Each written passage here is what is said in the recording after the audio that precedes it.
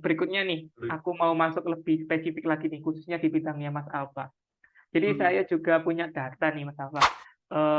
Salah satu ini juga yang biasanya dicari juga, yaitu range gaji di istilahnya di dunia IT lah. Yang tadi kan masih digital nih.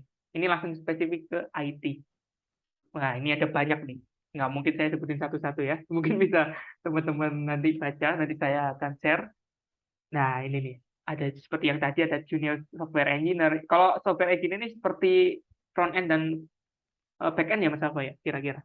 Apa ada berbeda ya? Software engineer sendiri itu menurut saya sama front end dan back end tergantung dari perusahaannya, kembali lagi ya, tergantung dari perusahaannya karena setiap role dari perusahaan itu beda-beda.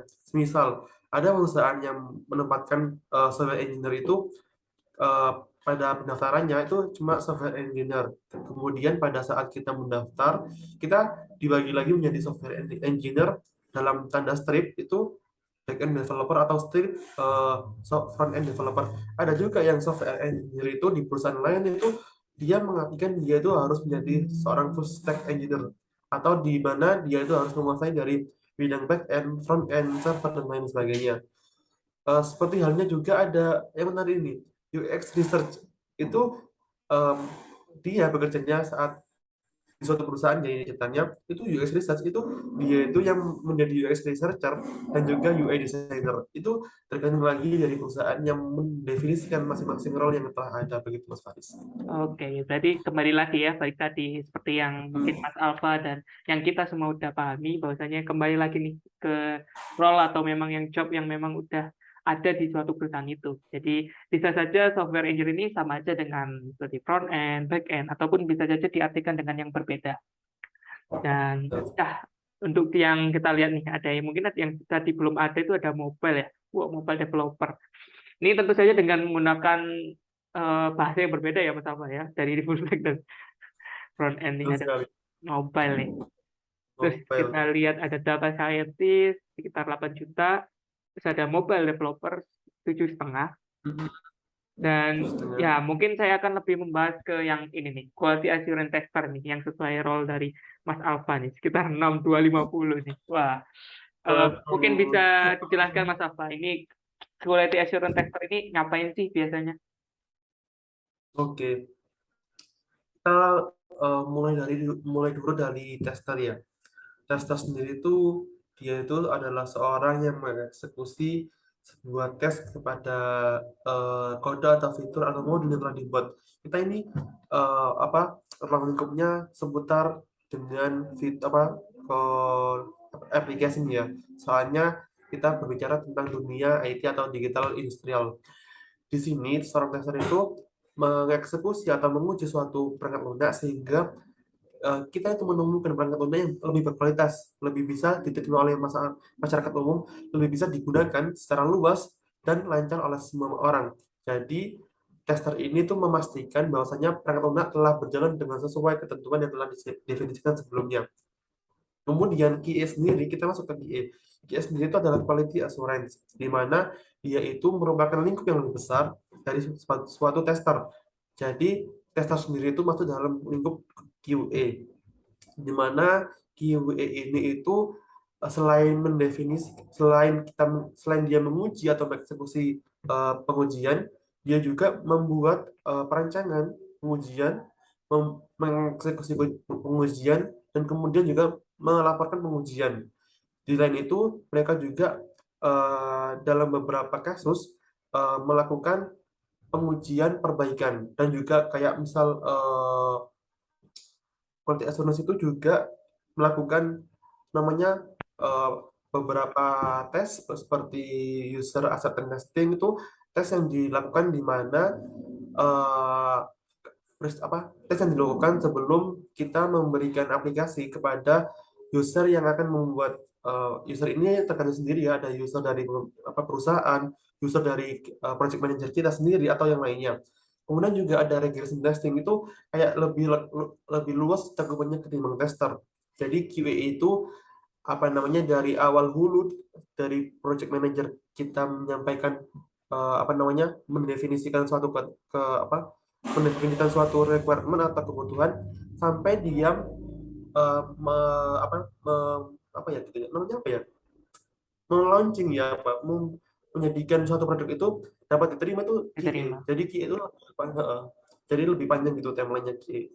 Kalau tester ya sekedar ngetes sudah, laporan sudah selesai. Kalau QA itu dia itu lebih kayak lebih mencakupi kayak dari awal fitur itu dibuat sampai dia bertanggung jawab fitur itu diaplikasikan ke masyarakat secara umum gitu Mas Faris. Oke, jadi istilahnya Panjang tester banget. ini istilahnya tinggal ngetes aja ya Ya, dari yang sudah requirement yang sudah ada, tes case atau tes plan yang udah ada. Kalau QA ini ngikutin nih dari produk itu mau muncul, mau di develop lah istilahnya, udah tahu nih requirement apa aja, itu QA yang mau membuat, jadi alurnya bagaimana, nanti tesnya gimana, alur tesnya gimana, kapan tesnya, dan reportingnya gimana, dan sampai benar-benar eh, apps atau suatu produk itu di launching. Jadi mungkin kurang lebih seperti itu ya Mas Alfa ya.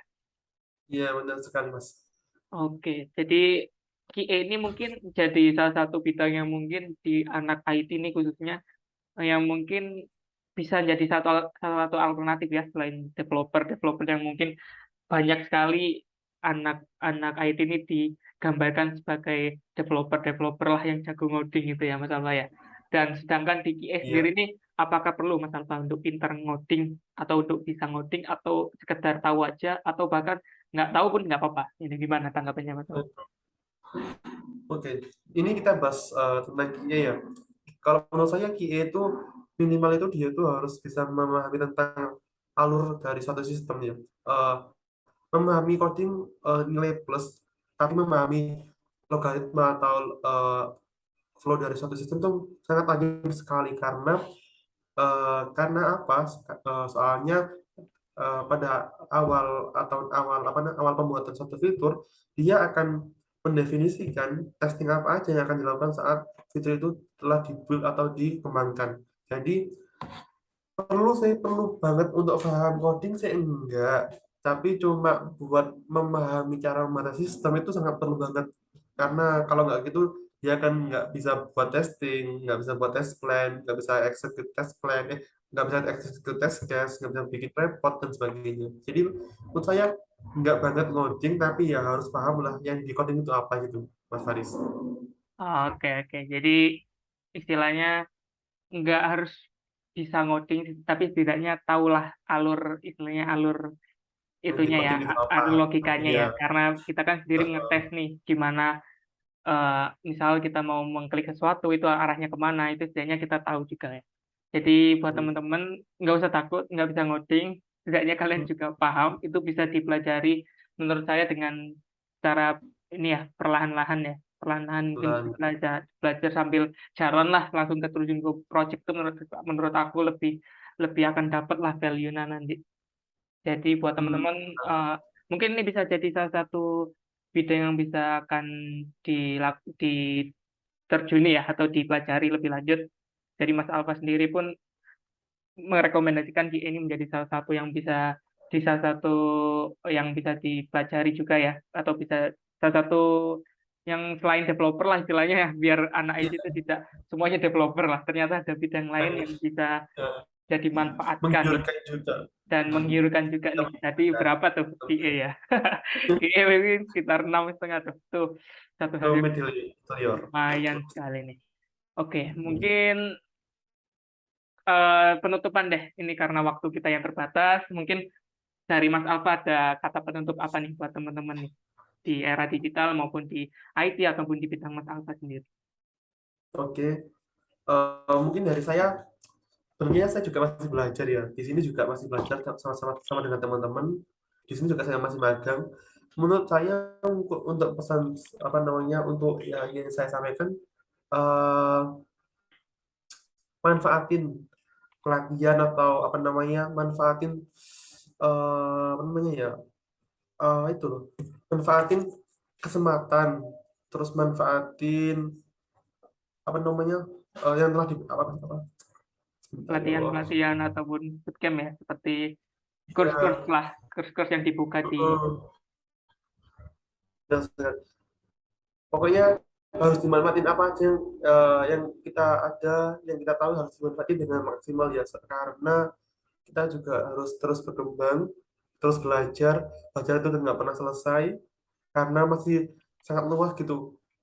Ini masih di dunia digital marketing dan cuma segelintir aja. Kita nggak perlu membahas yang lainnya gitu. Dan ini hanya sebagai gambaran besar, mungkin gambaran kasaran aja, belum halus banget gitu. Jadi menurut saya apa aja yang kalian tahu, bikin timelinenya, bikin tujuannya. Kalau udah ada timeline tujuan, bikin caranya untuk kesana gimana caranya, manfaatin apa yang ada, source apa yang ada, manfaatin, ikut pelatihan, ikut volunteer, ikut magang, terus biar kita bisa kayak jalur yang sesuai yang kita inginkan gitu. Jadi kita juga happy, terus kita juga apa namanya nggak beban buat menjalaninya, dan tentunya kita semangat dan bisa mencapai cita-cita kita yang ingin diinginkan begitu Mas Oke, Faris. oke. Jadi manfaatin kesempatan yang ada. Jadi istilahnya ya berawal dari kemauan kita ya pastinya. Jadi Hmm, tinggal tentuin aja nih kita mau bergerak di mana, karena kesempatan yang tadi udah kita jelaskan tadi itu udah banyak banget kesempatannya, tinggal kita memanfaatkannya nih di mana. Oke. iya, benar Oke, sekali. mungkin saya ucapkan terima kasih nih buat Mas Alfa udah meluangkan waktunya buat sharing-sharing nih Ya. di kesempatan kali ini. Atau mungkin nanti Oh, teman-teman bisa nanti bisa ini ya komentar nanti mau sharing-sharing apa lagi nih khususnya sama Mas Alfa, ataupun ada tadi di part bagian yang mungkin bisa kita buatkan session khusus lah untuk membahas itu, aduh. mungkin bisa bisa aja nanti komentar. Oke, terima kasih Mas Alfa untuk kesempatannya, dan terima kasih semuanya yang udah nonton, dan sampai jumpa di Iya, pertemuan berikutnya. Dadah. maaf sebelumnya. Terima kasih.